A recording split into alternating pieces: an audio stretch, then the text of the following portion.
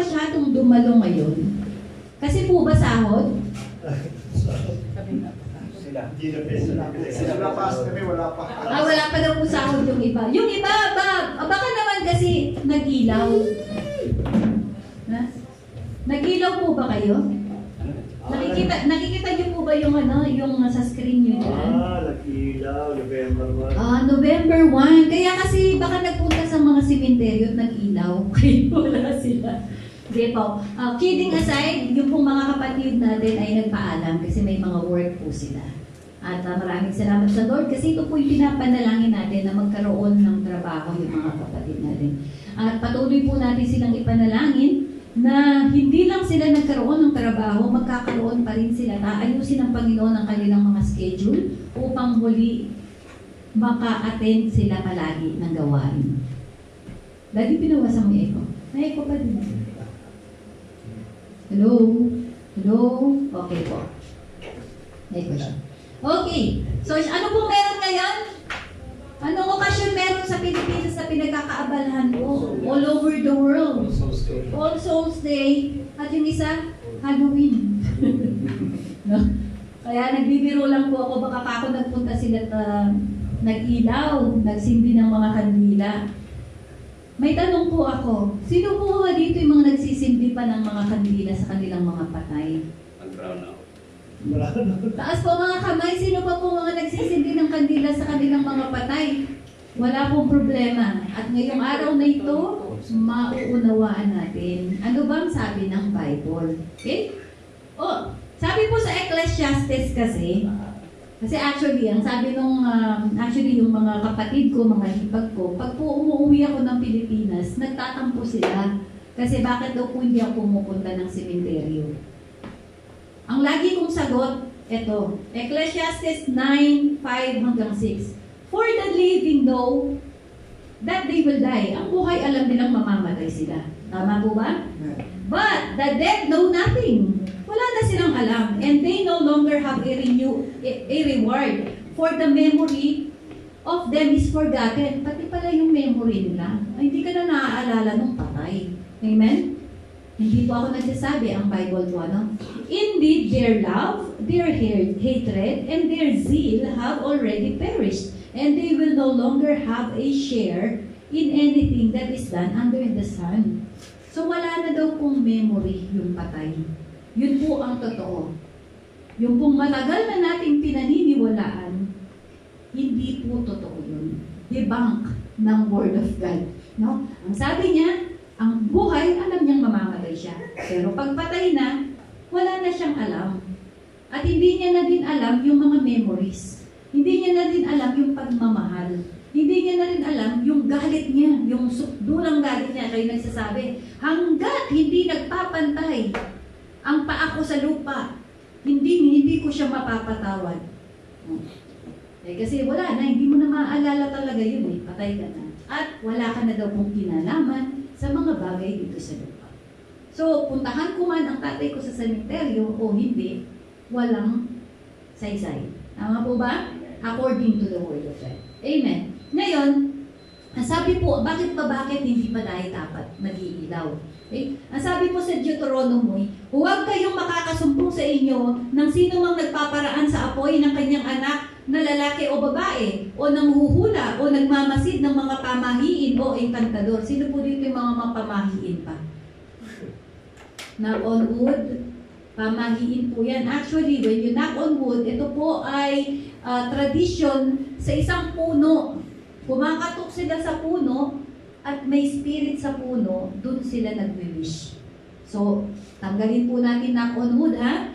Yan po yung mga pamahiin. Uy! Aalis na muna ako, pakiikot ang pinggan kasi baka sino pong may alam nun? Ikot daw ang pinggan kasi baka may sakuna. Ayan. Yan po yung ay hindi mo na ako aalis kasi may nakita kong puting na itim. Ayan po. Akala ko may kinihin. Okay. Yan po yung mga sinasabi, no? Na hindi pala dapat natin ang pinapaniwalaan. Okay? Ang sabi, pamahiin o enkantador o manggagaway. Ito mga magikero.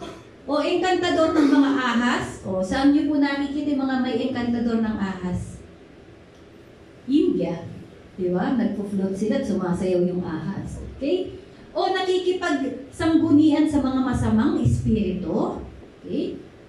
Mahiko, magic, sumasangguni sa mga patay. Tinagalog ko po kasi para talagang maintindihan natin. Sumasangguni sa mga patay. Ano yung sumasangguni sa patay? Hindi po natin nalalaman na nagagawa natin ito. Pupunta tayo ng sementeryo, kakausapin natin yung patay, yung nasa nicho.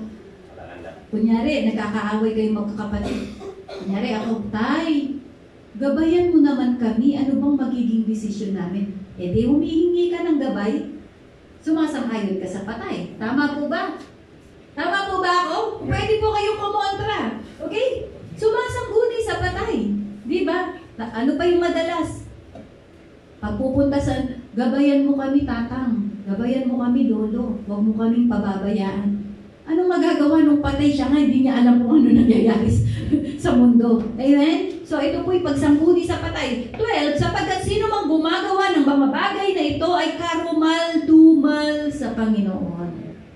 So kung po tayo naniniwala na tayo ay Kristiyano na, tayo ay niligtas ng ating Panginoon Jesucristo, at naniniwala tayo sa kanyang mga salita, ang sabi, karumal-dumal itong mga bagay nito. So, wag na po natin dapat ginagawa. Okay? Hindi ko po sinabing wag na kayong makisama. Okay? Ako po, pagka nandoon kami na, tiyempong araw ng mga patay, pumupunta po kami. Pero hindi kami nagsisindi ng kandila at hindi kami nagdadala ng bulaklak. Pupunta kami doon for the sake makita namin yung mga kamag-anakan namin mga galing sa iba-ibang lugar. So, that's the only purpose. Kaya po kami pumupunta. But for the dead, wala akong kinalaman yan. Okay? Malinaw po ba ang salita ng Panginoon? Okay. Next. Kaya dapat hindi, no? Tapos, ang sabi pa sa Levitico 19:31, huwag kayong sasangguni sa mga kumakausap ng mga espiritu ng mga patay. O, alam niyo to? Mga espiritista. Tinatawag yung kaluluwa ni Gary. Kaluluwa ni Bernard. Gusto ko makausap yung asawa ko. Nakita mo yung kaluluwa ni Bernard. Tagal pa to. Hindi po ba? So, 100 years to eh. Malinaw ang sabi ng Bible, wag daw po. Sabi niya, wag daw po tayong kumakausap sa mga espiritu ng mga namatay o sa mga manghuhula. Napakalinaw po, no? So, siguro next year, alam na po natin, no? Ito po'y karumal-dumal sa Panginoon. Amen. So, i-remind ko lang po ang bawat isa. Pati sarili ko na i-remind ko. Baka nakakalimutan natin kung ano yung ipinanalo ng Panginoon para sa atin. Okay? Kaya baka hindi natin lubusang nauunawaan. Kaya hanggang ngayon, andito pa rin tayo sa mga maling tradisyon, mga maling kultura, mga maling pamahiin. Ginagawa pa rin natin. Baka hindi pa kasi. O baka nakalimutan natin. Remind tayo. Okay? Ang Bible po kasi, ako naniniwala ko, ang Bible, bagamat ito'y may Old and New Testament, at merong maraming chapters ng Bible, 66 books. No? Maraming books, 66 books ng Old and New Testament. Pero ako naniniwala ako, dalawa lang ang topic o dalawang chapter lang ang Bible. Siyempre, ang topic, yung pagmamahal ng Diyos sa atin. Okay? At ang bida, ang Diyos at ang tao. Wala nang iba. Alam niyo na sinong kalaban? Oh, ang kalaban natin si Satan at ang kasalanan. Amen? So ngayon, para sa akin, dalawa lang ang chapter ng Bible. Ang una, yung creation. At ang pangalawa, redemption. Bakit ko po nasabi? Ang sabi po kasi sa Genesis chapter 1, verse 1 hanggang 25, doon lahat kinreate ng Diyos ang lahat ng bagay. Isipin mo na lahat. Doon sa verse na yan, kinreate ng Diyos, langit, lupa, hayop, lahat na. Okay? Ultimong mga maliliit na insekto, dyan po nilikha ng Panginoon. Ngayon, sa Genesis 1:26, ang sabi, nag-usap, ang sabi niya, gumawa tayo ng tao ayon sa mukha natin. So, ito yung planning sa 26. Pinlano na i-create ang tao. Okay. So, ngayon, sa Genesis 1:27 hanggang 28, ang sabi, so God created human being in His own image. In the image of God, He created them. Male and female, He created them. Amen? So, yung creation po, sa Genesis chapter 1 hanggang 28, creation lahat yun. Pagkatapos ng creation, ang nangyari ngayon, ayan, ay, gusto ko to basahin. Then God blessed them.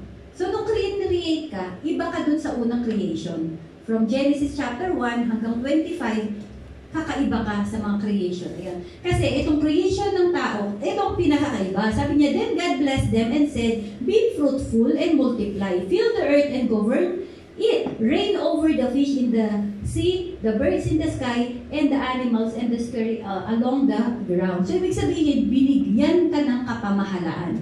Binigyan ka ng authority. Kakaiba ka sa lahat ng creation. Kaya huwag kang maniniwala na ikaw ay galing sa ape. Kasi kung ikaw ay galing sa ape, dun ka sa creation mula Genesis chapter 1 hanggang, no? Chapter 1 verse 1 hanggang 25. Dapat doon ka na-create. O kaya ikaw daw ay galing sa salamander. No? Yung, ano yun, palaka. Kasi nanggaling daw tayo sa slime. At pagkatapos yung slime, nag-develop siya into salamander or palaka, tadpole, at pagkatapos naging tao. May nakita na po ba kayong kalahati tao, kalahati ape? Wala pa naman. Kaya yun po theory nila. Hanggang ngayon hindi pa po nakakatunayan. Amen po ba? So, hindi ako naniniwala. Hindi ako kasama sa creation dito sa Genesis chapter 1 verse 1 hanggang 25. Dito ako, special ako. Separate akong kinreate ng Panginoon sa 27 at binigyan ako ng lahat ng dominion, lahat ng authority na mamahala sa lupa. How is that? Diba kayo natutuwa na meron kayong authority at dominion dito sa lupa? Amen? Di po ba kayo natutuwa na malaman nyo na meron kayong authority at dominion dito sa lupa? Amen. Kaso nga lang, sa Psalms 8 pa, chapter 4 and 6, kasi special nga pong creation ng tao, kakaiba sa lahat. Kaya, naintindihan niya ni Haring David. Ang sabi niya sa Psalms, what are mere mortals that you should think about them? Human being that you should care for them. Who am I? Sino ang tao na sobra-sobra mong binibigyan ng halaga? Sino ang tao na masyado mong pinagtutuunan ng pansin mo? Ang sabi ng salita to. Kasi before ito, sa 3, ang sabi, nakita niya ang langit at lupa. Nakita niya yung mga bituin. Nakita niya ang lahat ng creation. Ang ganda.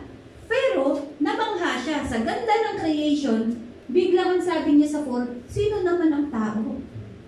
Eto, ang gaganda eh. Tayo manghang-mangha tayo sa universe, di ba? Gustong-gusto natin sumisilip sa telescope para makita natin kung ano yung nasa galaxy. Tuwang-tuwa tayo nakikita. Pero yun, baliwala sa Panginoon. Ang kanyang pinaka-importante sa kanya, yung tao, yung creation ng tao. Sino nga ba ang tao na sobrang mahalaga sa Diyos, na sobrang pinagtutuunan niya ng pansin? Amen? Yet, sabi niya, kinreate mo yung tao na maliit lang, mababa lang ng konti sa Diyos. Ganda, di mo ba?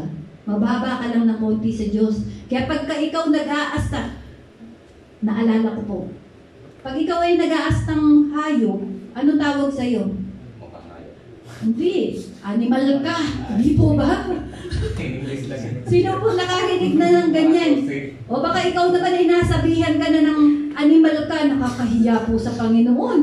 Kasi napaka-special mo pagkatapos may taong papayagan mong tatawagin ka lang na animal. Huwag po kayong papayag, ano? Huwag po tayong papayag kapag tinatawag tayong animal. Kasi hindi po tayo animal, tayo ay human. Amen? Okay. So, inulit niya, you gave them charge over everything you made, putting all things under their authority. So, naniniwala na po kayo, under sa authority ninyo. Amen? So, katulad po nung patutuo ni Ate Jessa, di ba? Pati yung mga langgam na utusan na hindi pumunta sa mga niyog. At nagawa ko po yan dati, sabi ko nga po, sinubukan ko sa mga pusang naglalandian, sorry sa word, dun sa bubong namin, ako po'y, bago pa lang sa pananampalataya. At talaga namang ang ingay ng mga pusa, kasi yero po yun, talagang pag nagtatakbuhan sila doon, napakaingay. Ang ingay ng yero. At pagkatapos, yung miyaw pa nila, napakasakit sa tainga. Sumedya po ba kung kailan kami matutulog? subukan ko nga ang pangalan ni Jesus Christ. Pumunta ako sa may bintana. Pusa! In the name of Jesus, I command you, out! Alis! Alis! Umalis po. Wala na din na bumalik. Totoo po yun. At nung nakaraang taon lang, naikwentong na po sa prayer meeting namin, yung pong mga anay, kinain yung mga cabinet, kakapagawa lang po namin nung umuwi kami ni Pastor. Nung tumawag sa akin, inanay, nasira yung mga cabinet ng kusina. Nung umuwi kami, napalitan na po, no? Nung umuwi kami, meron na naman mga gapang ng anay. Ay, ang ginawa ko, bumili ka nga ng yung pampatay ng mga anay. Hindi pa ako nakontento sa pampatay ng anay habang ini-spray kong ganon. In the name of Jesus, kayong mga anay, wala kayong karapatan sa bahay namin. Ang bahay na ito sa akin, kami lang ang may authority. Kung sino lang ang inaalaw namin pumunta sa bahay na ito, yun lang ang pwede. Kayong mga anay, hindi kayo pwede. Alam niyo po, pati langgam, nung umuwi ako, wala. Kasi po yung mga damit namin, pagka napatakan ng pagkain, at inilagay mo sa laundry basket, kinakain po ng langgam. Kaya po marami kaming mga nakakainis, paglakos pa man din yung gusto nilang kinakain. Dapat huwain, kakain. Oo. Yung mga magagandang brand ko, syempre gigil na gigil ka, mahal mong binayaran. Tapos makikita mo, may butas dyan, kinain ng ay, kasama po yun. Nung umuwi ako, wala po talaga. Wala po ako nakitang langgam. Kahit maiwan po yung pagkain dun sa may kusina namin, wala po talaga. What an amazing grace and amazing power ng Jesus' name. Amen po ba? Huwag po kayong mahihiyang gamitin ang pangalan ni Jesus. Gamitin po natin yan in the name of Jesus. Pati yung mga insekto, kaya nating utusan. Amen? Wala pong dagdag na exaggeration yan. Yan po ay tunay. Okay, next. Dahil tayo. Ngayon, yun po. Ang book ng Bible, dalawa lang. Ang unang pinag-usapan, Genesis. Yung creation. After ng creation, chapter 2, bumagsak, di ba? Kasi sabi, huwag mo kakainin yung prutas na yan. Nung kinain, tapos na. Okay. Pumasok na tayo agad sa redemption. Chapter 2, pangalawang book or chapter ng Bible, redemption na. Mula dun sa pagbagsak ni Adan, sa pagkain ng kanyang prutas. Hindi po apple na prutas lang, di natin alam anong klaseng apple. Yung prutas, mula nun, ang pinag-uusapan na redemption. From then, wala nang nasa isip ang Diyos kung hindi i-redeem ka, ibalik ka sa original. Ano po bang original plan niya? Bigyan ka ng authority. Diba? Yung kingdom heaven, ibaba dito, pero ang dominate ay ang tao. Pero hindi natuloy, hindi natupad dahil nga sa pagkakasala. Amen po ba? Nung bumagsak si Adan, bakit po si Adan? To si Ate Irene, feminist. Di ba yung babae ang unang kumagat? Siyang may unang sala, hindi po. Kasi hindi naman si Eva ang kausap ng Panginoon eh. Ang instruction ibinigay kay Adan. Kaya tingnan mo, nung kumain si Eva, may nangyari? Wala. Pero nung kumain si Adan, ayun na. Ang sabi ng Diyos, Adan, nasan ka? Kasi siyang kausap. Kaya po kayong mga lalaki. Huwag kayong magpapasulsol sa mga babae.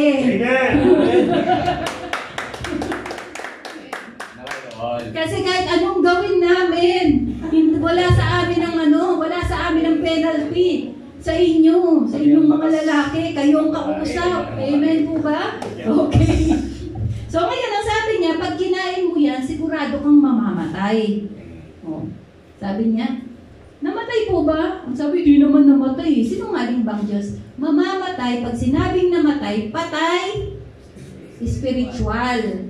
Pag sinabing patay spiritual, nawalay sa Diyos. Nagkaroon ng separation sa Diyos. Amen? So ngayon, sa Genesis chapter 3, dyan agad-agad, ipinigay na ng Diyos ang remedy. Redemption. Remedy sa nasira dahil sa nangyari sa pagkain ng prutas. Dahil nawala yung dominion sa'yo, kinuha ni Satan binigay mo, pumayag ka Napunta yung dominion, napunta yung authority kay Satan, kaya ikaw ay nagkaroon ng patay. Patay ang authority mo, patay ang dominion mo, patay ang relasyon mo sa Panginoon. Dahil sa nangyari. Alam nyo, napakagaling. Creation, Genesis chapter 1. Pagbagsak, Genesis number 2. Ang redemption, yung remedyo, antimano binigay sa Genesis chapter 3. Ang sabi, the Lord God said to the serpent, because you have done this, you are cursed more than all cattle and more than every beast on the field. On your belly you shall go. Hindi naglalakad siguro ang ahas noon. Lumilipad nga, naglalakad pa. Pero nung siya'y sinumpa na, gumapang na siya sa lupa. Okay.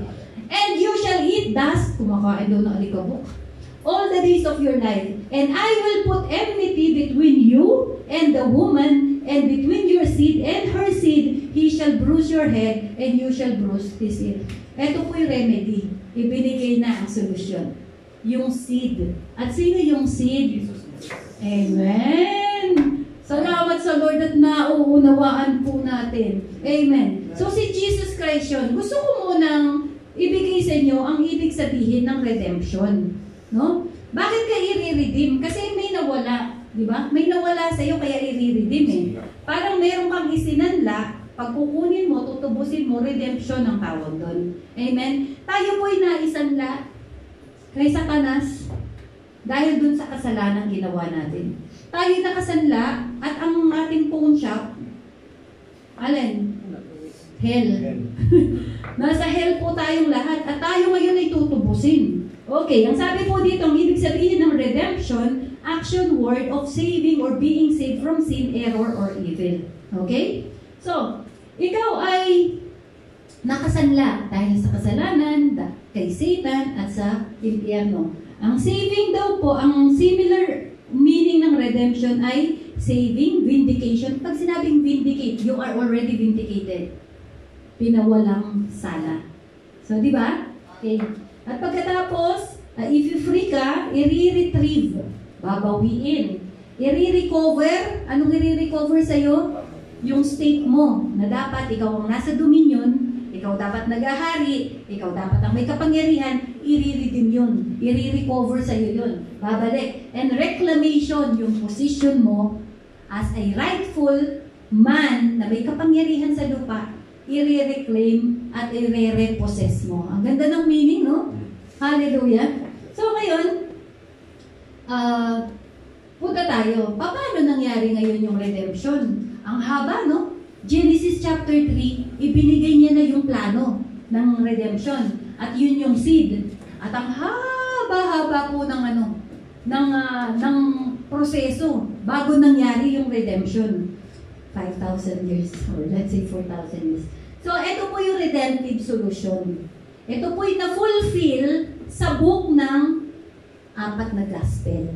At doon natin mauunawaan ano yung redemptive plan, yung redemptive solution ng ating Panginoon. Ito pong nangyari sa Genesis 3:14, yung pangakong seed, mauunawaan natin pag nabasa natin yung libro ng Matthew, Mark, Luke, at John. Amen? So, naituro ko na po ito, di ba? Alam niyo po ang pinaka-paborito ko dyan na character ng ating Panginoon dito as a servant, di ba? God is a servant. At pagkatapos, siya ay eagle kasi yung vision niya, focus na focus siya. Anong vision niya? Ano yung pinagpo-focusan niya? Redemption. Redemption. Focus siya na ma-redeem niya ang tao mula sa apoy ng impyerno, mula sa kasalanan, mula sa tawag dyan, kay Satanas. Yun po yung pinaka-focus niyang gawin. Kaya dun siya, kahit anong mangyari, yun ang focus niyang gawin. At siya ang Lion of Judah. Imagine, no? Hindi siya bumaba bilang hari ng mga hari. Hindi siya talagang nag-robe, nagsuot ng magagarang mga damit. Hindi siya nagsuot ng crown. Kung hindi, siya ay dumating upang tayo ay i-redeem. I-redeem. Hindi niya inutos. Hari ako, di ba? Utos ko sa soldier ko yan.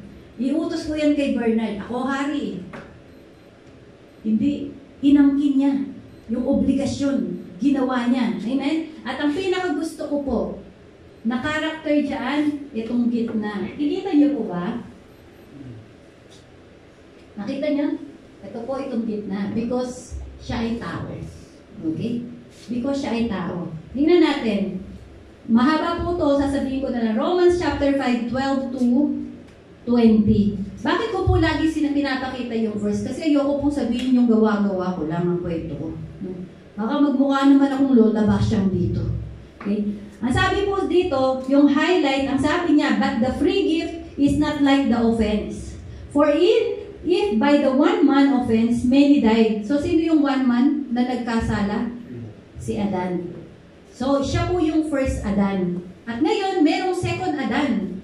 At ito po yun, si Jesus Christ. Ang sabi niya, for much more the grace of God and the gift by the grace of one man, this is Jesus Christ. Jesus Christ abounded to many. So, dahil daw po sa kasalanan ng isa, lahat ay nagkasala. Lahat tayo candidate papuntang impyerno. Pero dahil din sa paghahandog, sa grasya ng isang tao din, si Jesus Christ ay nagkaroon ng grasya, ng redemption, ng kapatawaran ng kasalanan, at naibalik yung ating status sa Panginoon. Kaya kung ikaw ay tumanggap na sa Panginoon, may authority ka na. May dominion ka na. Amen po ba? So next. Bakit? Mahalaga yung Son of Man. At ito po maraming debate. Bakit maraming mga tao na hindi naniniwala sa Panginoong Jesucristo? Kasi yung title niya na Son of Man. Tao lang siya eh. Yung mga Muslim, ang sinasabi nila, tao lang siya. Ang sinasabi ng mga ibang relihiyon, kilala niyo na po yung mga yon, no? Kilala mo kaya? Marami sila, no? Magaganda ang mga kapilya nila. Naniniwala sila na tao lang daw siya. Okay? Ako, natutuwa ako. Bakit may title siyang Son of Man? Bakit nga ba kasi? No? Bakit nga ba kasi? Okay? Because that Son of Man is our victory over death. Siya ang victory natin over death. Okay. Go. Ngayon, paano nga mangyayari yung redemptive plan ng ating Panginoon? Sa John chapter 3 verse 16, ang plan niya, iligtas ka, so kailangan ng tao. At ito si Jesus Christ, ang sabi, for God so loved the world that He gave His only begotten Son, that whoever believe in Him should not perish but have everlasting life. So, binigay niya ang kanyang bugtong na anak sa katawan ng isang tao. At ito ay si Jesus Christ. Bakit kailangan nga ba? Kasi sabi sa Romans 6:23, ito po yun. Nung sinabi niya, na pag kinain mo yung bunga na yan, sure mamamatay ka. At ito po, nanggaling ito sa salitang yon. For the wages of sin is death. So, ang kabayaran ng kasalanan ay kamatayan. Kapag ka may kasalanan, siguradong may mamamatay. Amen? Kasi bakit? Ang sabi dito sa Leviticus 17:11, for the life of the flesh is in the blood. Tama po ba? Nasa dugo ang buhay. Hindi ka namatay dahil dun sa cancer. Hindi. Kasi yung dugo mo na lason ng cancer. Hindi ka namatay dahil nabaril ka. Hindi. Namatay ka kasi naubusan ka ng dugo. Amen? Malinaw po ba? Kasi ang buhay ay nasa dugo. Ngayon, ang sabi niya, I have given it to you upon the altar to make an atonement for your souls, for it is the blood that maketh an atonement for the soul. Pag po sinabing atonement, amendment. Okay? Amendment, pag-aayos. Okay? Nagkasala ako sa iyo, eto yung dugo. Pinaalay ko sa iyo. Para hindi mo na alalahanin, patawarin mo na yung kasalanan ko. Sa tulad. So, mahalaga yung blood. Mahalaga yung blood. Alam niyo po, in the Old Testament, sa Genesis pa lang, sa chapter 3, nung kausap niya si Adan, nakita niya kasi, ang ipinantakip sa kanilang mga katawan, nung nakain na yung prutas, biglang nagkaroon sila ng kamalayan, nakahubad sila. Nagkaroon na sila ng malisya. So ngayon, kumuha ng mga dahon at itinakip sa kanilang mga katawan. Ngayon, ang sabi sa chapter 3, ang Diyos daw po, binihisan sila ng skin ng mga hayop. God made them a clothing out of the skin of the animals. Kasi pagka sinabing skin of the animals, paano mong kukunin yun kung wala kang pinapatay na hayop? So, nung isinuot yun sa kanila, madugo yun.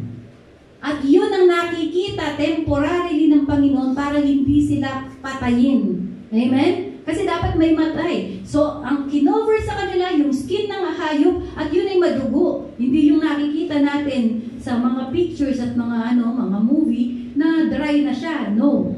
Madugo yun. So, from there, yun yung naging principle ng Bible na magkakaroon ng atonement of blood sa lahat ng mga kasalanan. So, dahil may namatay na hayop, yun po yung ginawa. Tinry ng Panginoon, nung dumating na si Abraham, di ba? Dapat si Isaac.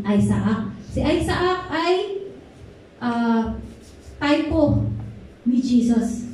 No? Pero nung isasaksak na yun ni Abraham kay Isaac, yung sabi niya, wag. Alam niyo po bakit? Ang sabi ng Diyos, hindi pwede. Hindi malinis ang dugo.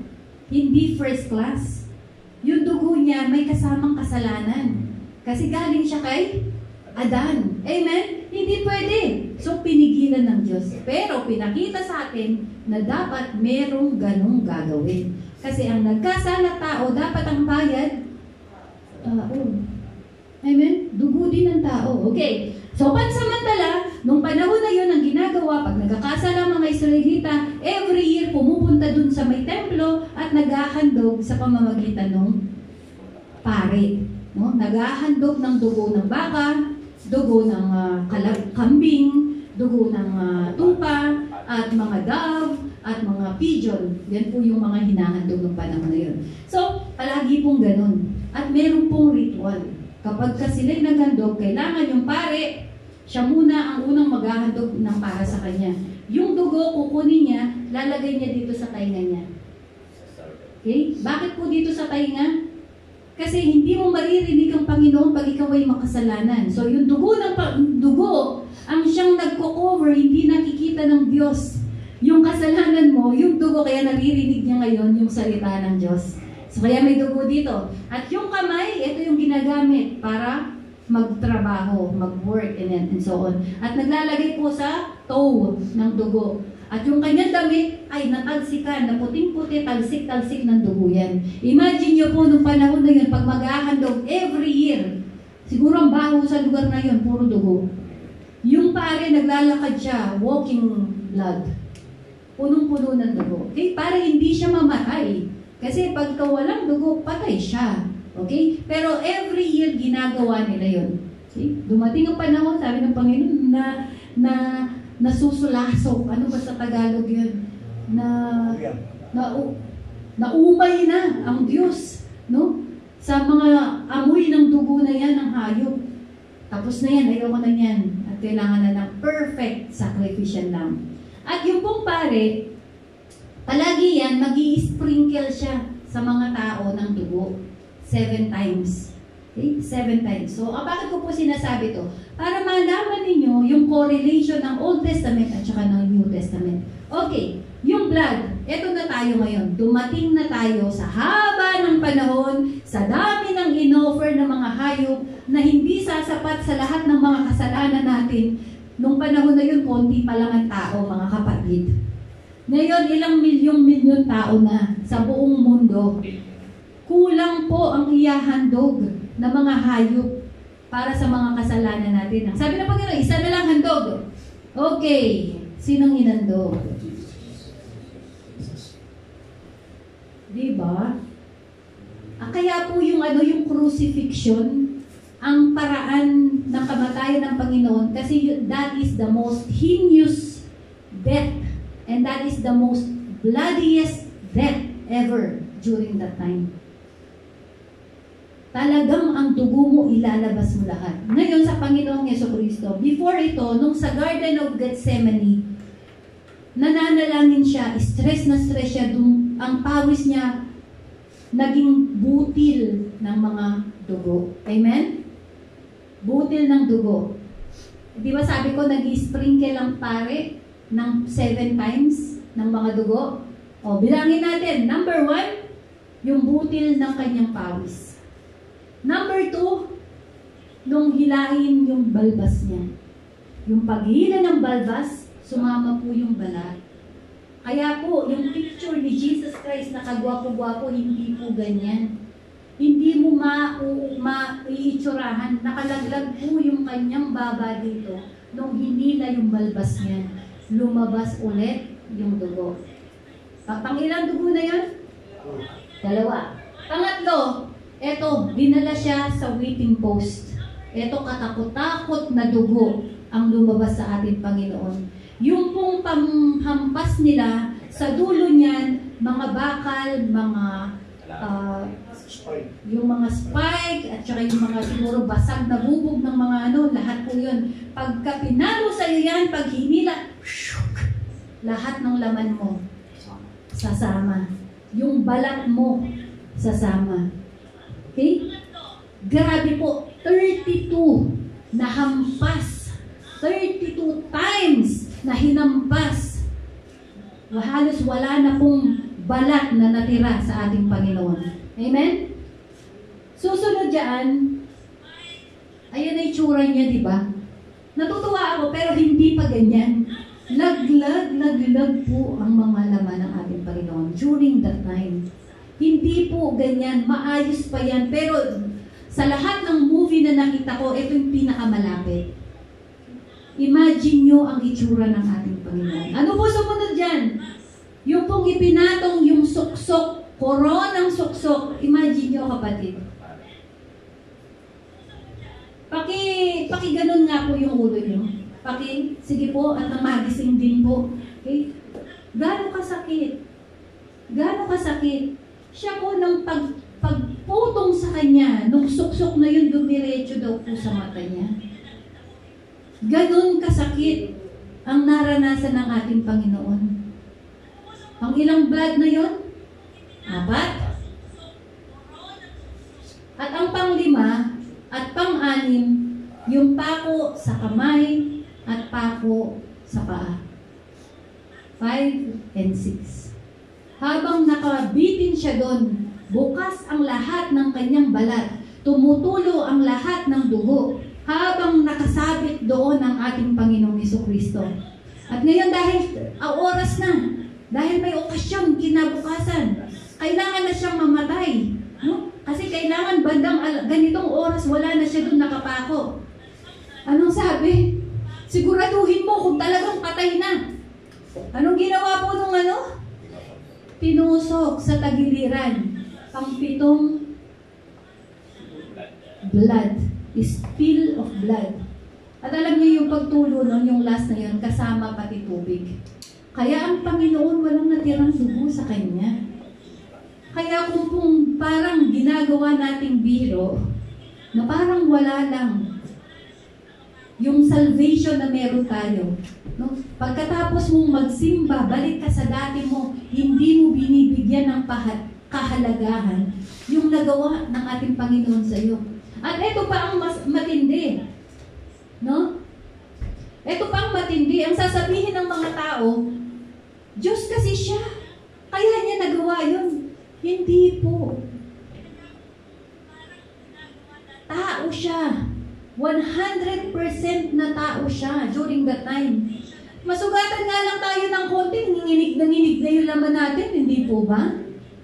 Ito po, may peklat ako dito. Hindi po, dapat pala nag-dress ako. May peklat ako dito, si Ate Rona, nakita niya na yun. No? May peklat ako dito kasi nung bata ako, nalaglag ako sa kanal.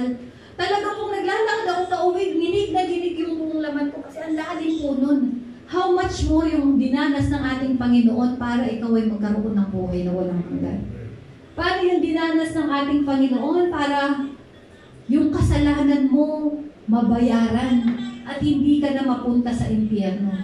Yung dinanas ng Panginoon para ikaw ay magkaroon ng again dominion, ng kapangyarihan dito sa lupa. Mga kapatid, 7 times na ang dugo ng ating Panginoon dumanak para sa iyo. walang itinira kahit isang patak. Lahat inilabas. That is what the Lord has done for you. Yun ang ginawa ng Diyos para sa iyo. So, ginawa niya yun. Ang sabi niya, nung huli na, nauuhaw na siya. On the 7th last word, di po ba? Sabi niya, nauuhaw ako at binigyan siya ng sponge na sinausaw sa suka at pinainom sa kanya. Tapos sumigaw kasi siya, nauuhaw ako. Yung sumunod na sigaw niya after niyang masip-sip yung sponge na merong suka, ang sabi niya, it is finished.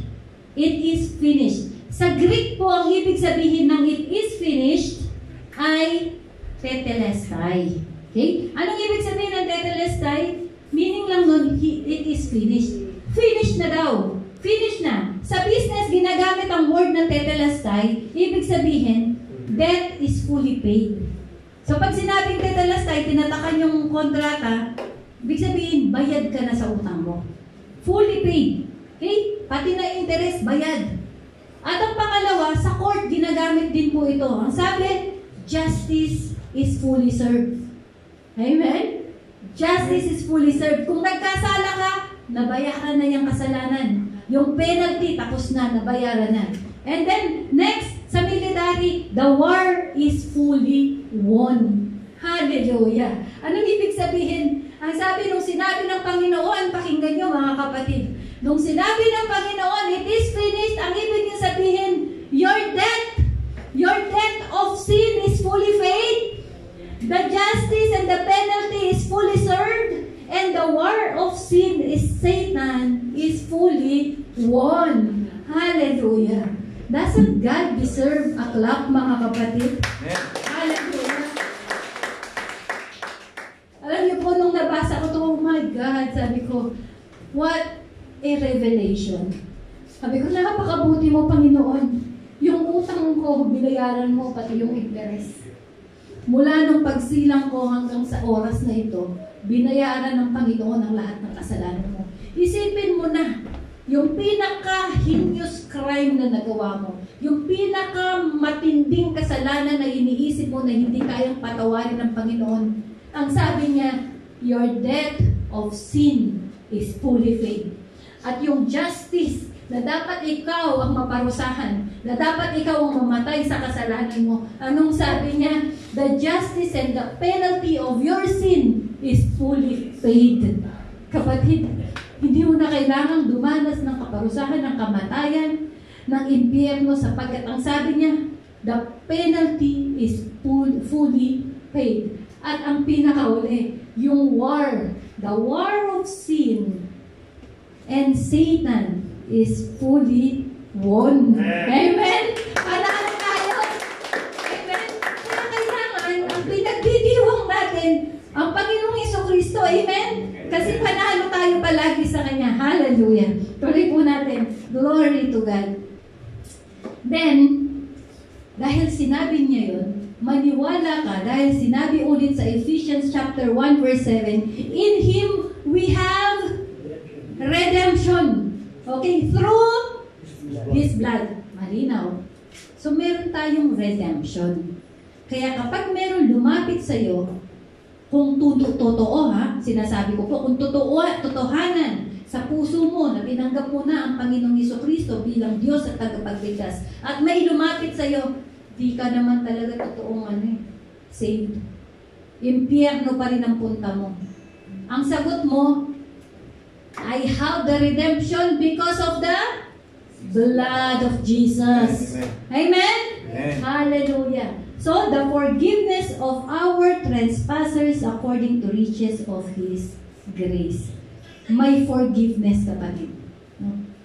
At ito ang trabaho ni Satan, to continually accuse you. Hindi ka totoong ligtas. Nagkakasala ka pa din. Even nagkakasala ka pa din.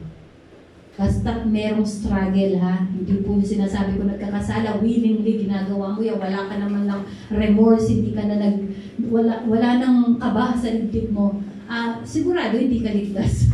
Huwag mo nalokohin na sarili mo. Kung ikaw nagagawa mo yung kasalanan nang wala ka man lang ka-remorse sa buhay mo, ay hindi ka tunay na ligtas. Ay masasabi ko po, I'm not judging, but I am telling you, yun po ang sabi ng Panginoon. Kasi pag ikaw ay tunay na ligtas, mamahalin mo ang Diyos, at ayaw mo, kaaway mo ang kasalanan. Tama po ba? Okay, so, at sabi pa sa 1 Corinthians chapter 7, 23 hanggang 24, God paid a high price. Okay? Hindi po basta-basta yung ginawa ng ating Panginoon Jesucristo. I have shown you some pictures. Hindi po basta-basta. Kasi God paid the high price para hindi ka na ulit maging enslaved sa world na ito. Sabihin, enslaved ni Satan. Para hindi ka na ulit maging slave ng kasalanan. Hindi ka na ulit maging slave ng tradition, ng kultura, ng lahat ng pamahiin. Hindi ka na slave. Because God paid the high price. Mataas po. High price. Yung pinakamalaking diamond, walang sinabi sa pinambayad ng Panginoon. Buhay ang ibinigay niya para sa atin. Amen po ba? Amen. Amen?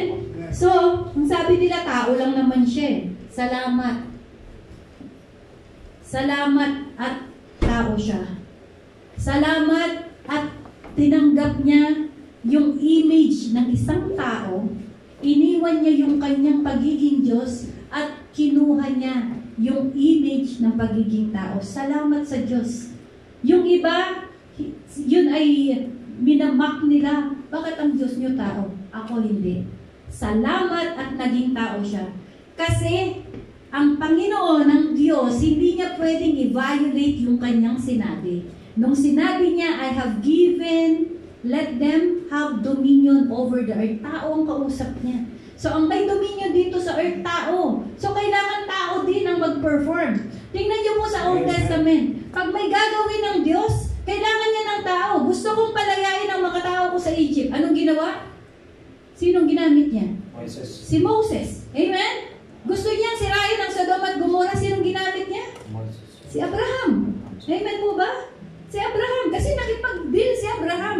Alam niyo po, yung sa eksena na yun, kung sinabi ni Abraham, Lord, pwede ba kung dalawa lang?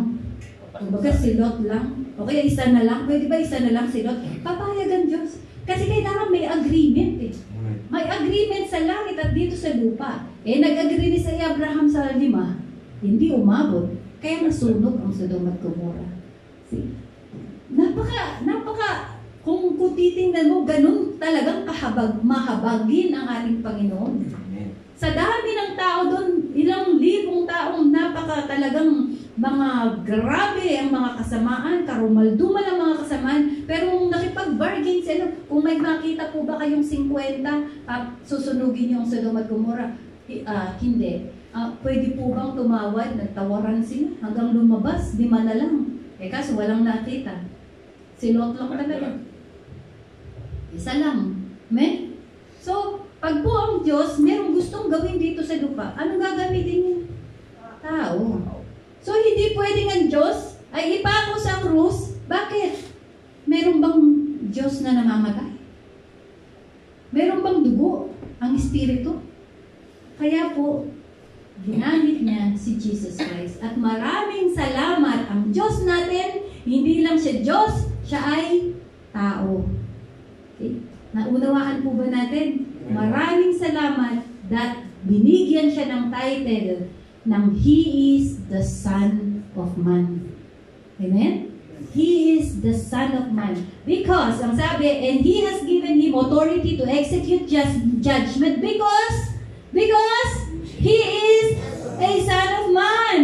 Amen? Capital S, capital M. Okay? Sinless, walang bahid kasalanan. Okay? Tapos, do not be surprised at this. For a time is coming when all those who are in the tomb will hear His voice, and they will come out, those who did good things to a resurrection, but those who did evil things to the resurrection of judgment.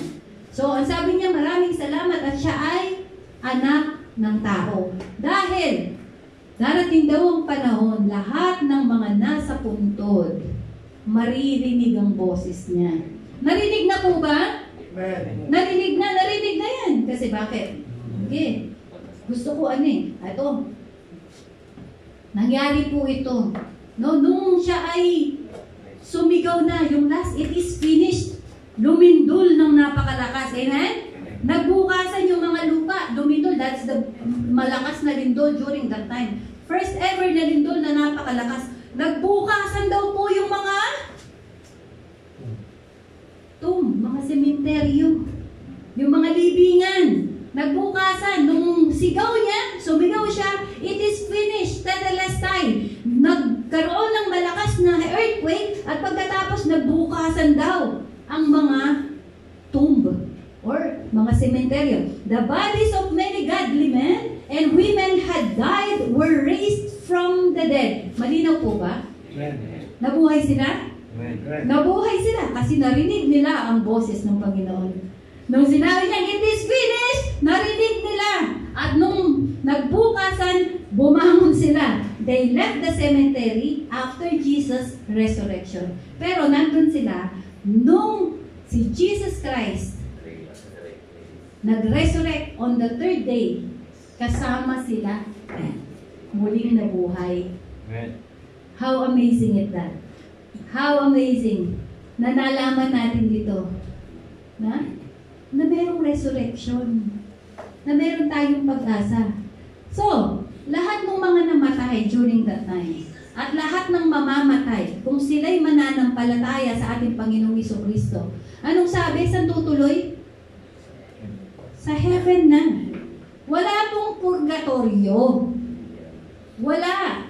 Kasi bakit? Yung nung nasa Adam's bosom, yung kay Lazarus at yung mayaman, ang sabi napunta daw sa Abraham's bosom, no? At yung isa napunta sa impyerno. Kaya naniniwala ang ibang mga religion, merong purgatorio doon daw sa Abraham's bosom. Wala yung Abraham's bosom nung namatay na si Jesus Christ. Kasi nung sinabi niya, I am the way, the truth, and the life. No one comes to the Father except me. Namatay na siya. Nagkaroon na ng way. Nagkaroon na ng way papuntang langit.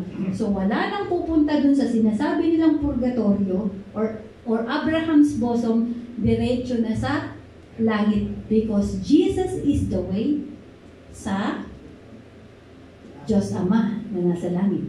Clear po ba? Are you getting it? Clear po ba? Amen. So praise God. We have the Son of Man. Amen? Okay.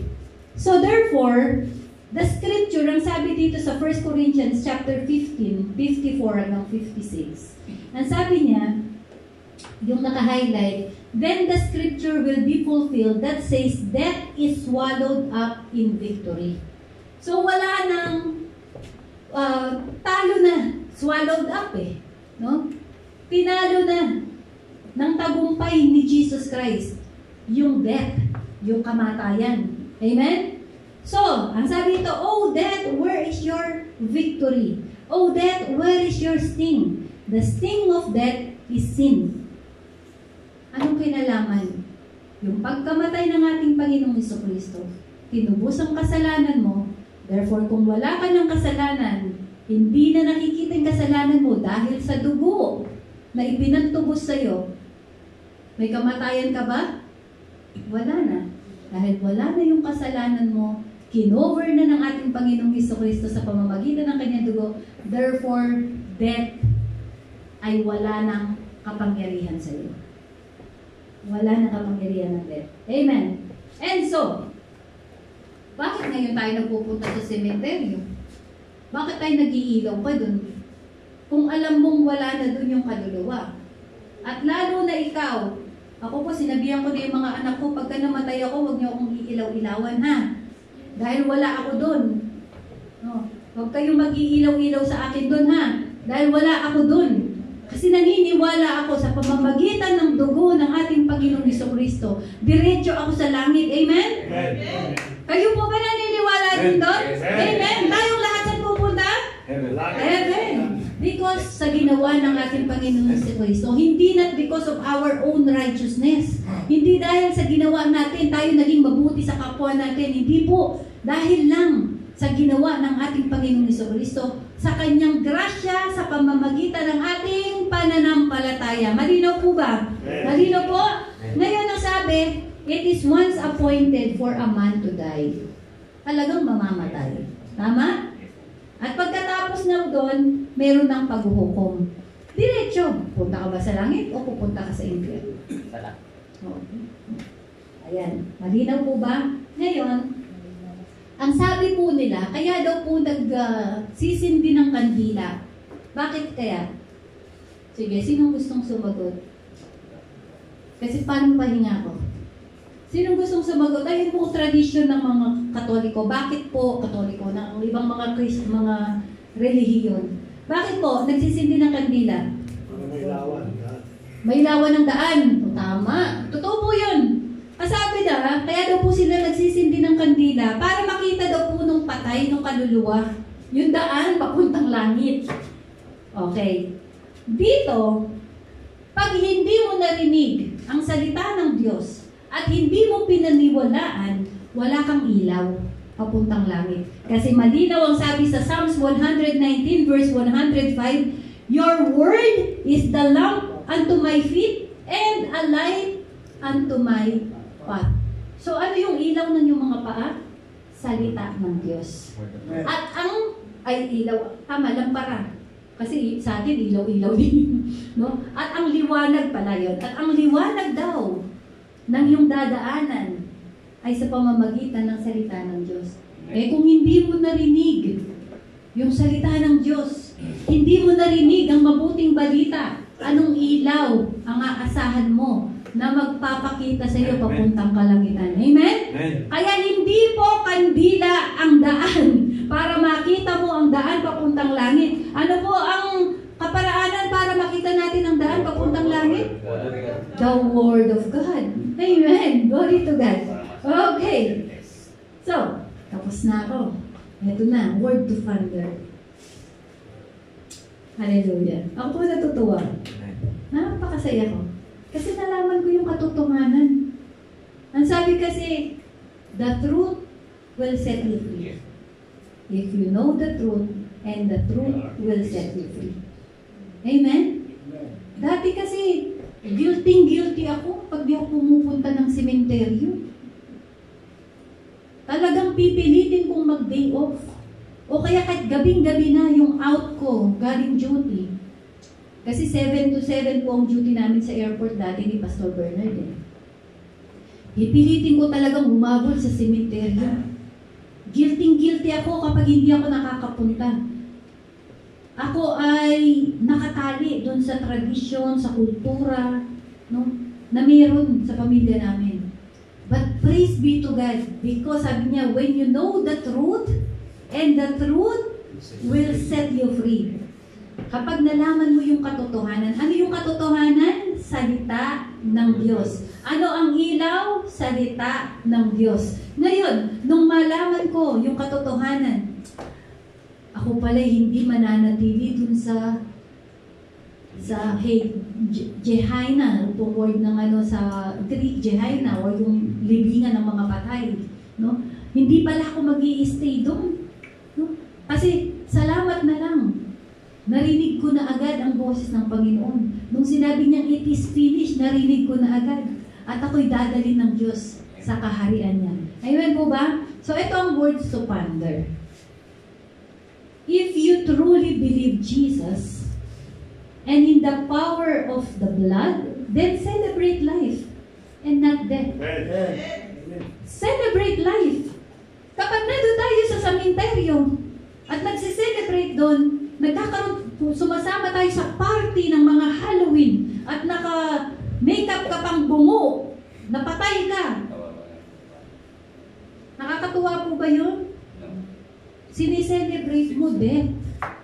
Pag nandoon ka sa sementeryo, nandoon ka sa mga party ng mga Halloween party, ang isineselebrate mo death. Death, hindi life. Dapat nandito ka sa lugar na ito at nagpo-praise the Lord. Amen? Kasi dapat ang sineselebrate natin ang buhay. Amen? Ikaw ba'y may buhay, kapatid? May buhay ka ba? kapatid. Paki-hallelujah nga po yung mga baybuhay. Mas malakas sapagkat ang buhay mo ay buhay pang walang hanggan. Hallelujah! Hindi lang basta buhay, kundi buhay na pang walang hanggan. Amen! Hallelujah! Next. Celebrate Jesus and not Satan. Kapag nandoon ka pa sa mga tradisyon na yun, mga kapatid, you are celebrating Satan. Why? You believe yung lies ni Satan. Ay, kapag hindi ka nagpunta doon, di mo talaga mahal ang tatay mo. Diba? Tama po ba? Pag hindi ka nagano, ganito, ganyan. Sinicelebrate mo yung kasinungalingan ni Satanas. We have to celebrate Jesus. Amen po ba? Amen. Masakit po ba ang katotohanan? Masakit, di ba? Pero kung ito'y makakapagpalaya sa'yo, so be it. So be it. Nakatipid ka pa.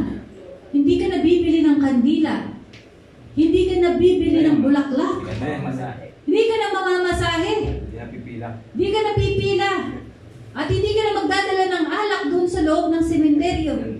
At magbabao ng maraming pagkain. Yun po kasing ginagawa eh. Diba? Kaya nga maraming checkpoint. Tinitingnan kung merong laman. Oh. At yung mga bata, hindi na mag-aaway na bumukuha ng mga kandila. Nasubukan niyo po ba yun? Natumpisa ko na ito, matindi ito eh. Buo pa yung kandila, dadaanan niya, sisipain niya gano'n. Sisipain niya, syempre malayo na, tsaka doon niya pupulutin. Kaya po pagka tapos ng sementeryo, ang tapos na yung okasyon na yun, di ba, papakilo na, no? Ang dami niyang pera. Pinakamarami siya kilo. Ako po, ganito lang yung aking nakuha. Ganito lang lagi. Di ba? O kaya dadalhin sa school, ginagawang floor wax. See? So, stop celebrating Satan, mga kapatid. Kung naniniwala kang ikaw ay niligtas, ikaw ay tinubos sa pamamagitan ng dugong banal ng ating Panginoong Jesucristo, stop celebrating Satan. Amen? Amen. Amen. Makakatipid ka pa, sabi ko nga. And then celebrate victory than defeat. Kasi talo ang tao kapag kami dahil sa kasalanan. Talo siya. Talo. Pero pinanalo na tayo ng Panginoon. Ang kailangan mo na lang mag-celebrate. Hindi mo na kailangan magpagbuno kay Satanas. Hindi mo kailangan matakot kay Satanas. Pagka ikaw ay dadaan sa madilim, ayaw, nanginginig ka, ayaw ako talaga, hihila ka ng kaibigan. Hindi, tara na! Kasama mo naman ako. No? Di mo kailangan magpambuno. Dumaan ka kahit sobrang dilim ba yan, pitch black. Kahit walang isang liwanag kang nakikita kasi ikaw yung liwanag, kapatid. Kasi nasa sayo ang ating Panginoon Jesucristo. Pag naglakad ka sa dilim na yan, ikaw ang liwanag. Amen? Kaya huwag kang matatakot. Sige lang. Celebrate victory. When you are acting in victory, pag ikaw ay nananalo, ikaw ay lumalakad sa tagumpay, then you are a victor. Amen. Next, celebrate truth, not culture and not tradition. Yung totoo, yung kung ano yung sinabi ng Biblia. Kasi yan ang ultimate source natin ng katotohanan. At pag namuhay tayo ng aayon sa salita ng Diyos, hindi tayo maloloko. Amen po ba? Tayo pong lahat ay tumayo.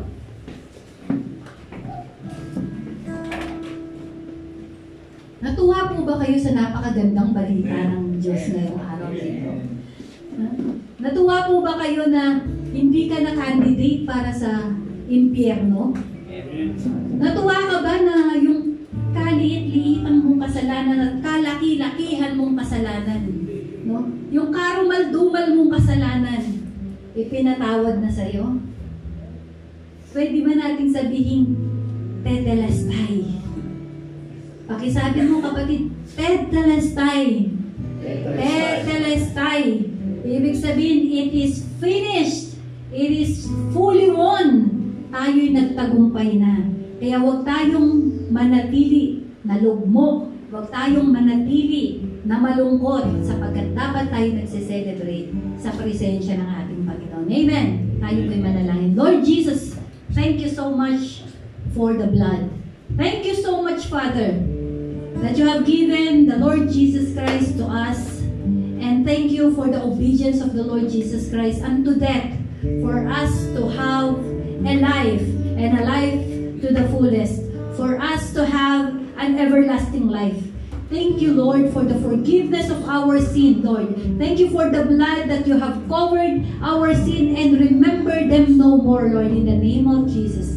Lord, we will not stay in the Gehenna, in the tomb, in the land of the dead, O Lord God, but we will, Panginoon, reign in victory. We will reign in heaven with you. We will directly see you, Panginoon, your glory sa kaharian mo in the name of Jesus.